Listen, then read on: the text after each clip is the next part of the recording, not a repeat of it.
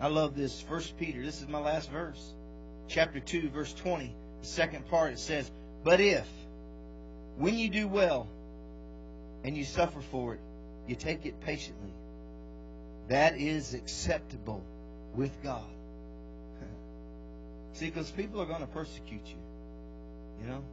When Percy, I call him Percy, when the spirit of persecution shows up, you know what? God says, take it patiently.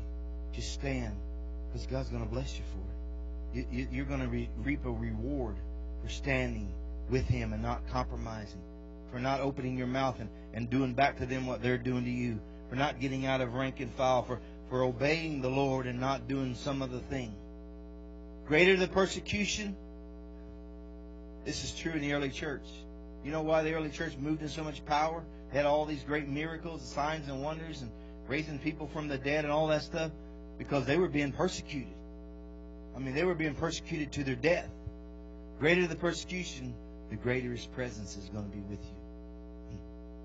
We're living, I don't know if you are familiar with the terms, but in the book of Revelation, it talks about the 7 different churches.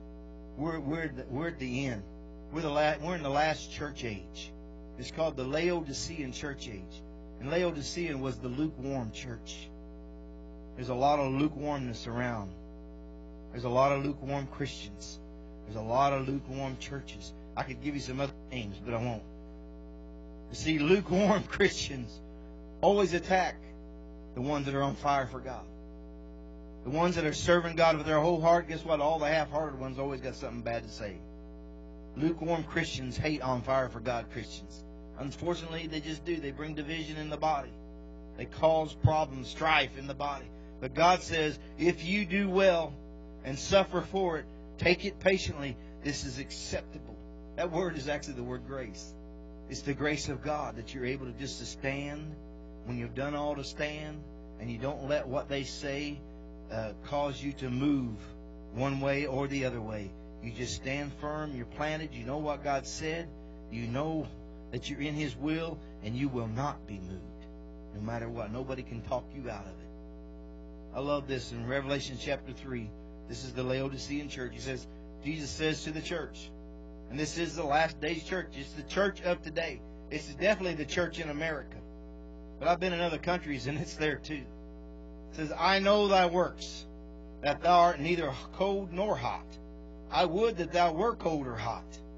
So then, because thou art lukewarm, neither cold or hot, I will spew thee out of my mouth. Because thou sayest, I am rich, and increase with goods, and have need of nothing.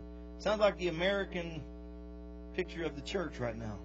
And knowest not that thou art wretched. See, Jesus sees differently. You know, we think we're doing pretty good. We're rich, we got goods, we don't need anything. Jesus says, you're wretched, you're miserable, you're poor, you're blind, and you're naked. You're lukewarm and you don't even know it. That's what lukewarm does to you. It makes you spiritually blind and spiritually deaf, and just you don't even discern what's going on around you.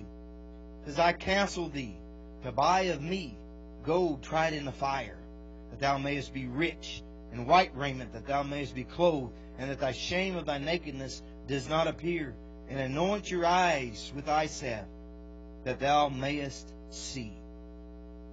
Lukewarm is the disease, and it's in the church. But when we stand on the Word of God, we do what the Word says, we believe what God has said about us, no matter what. When what anybody else thinks or says, we just stand with Him. We're not, see, I am not going to let what other people think or what other people are doing detour me from what God's told me to do. And I'm not going to let it water it down. They're not going to steal my fire. I'm the keeper of the flame of my heart. And I'm going to stay on fire for God. You can't throw enough water on me to put this fire out.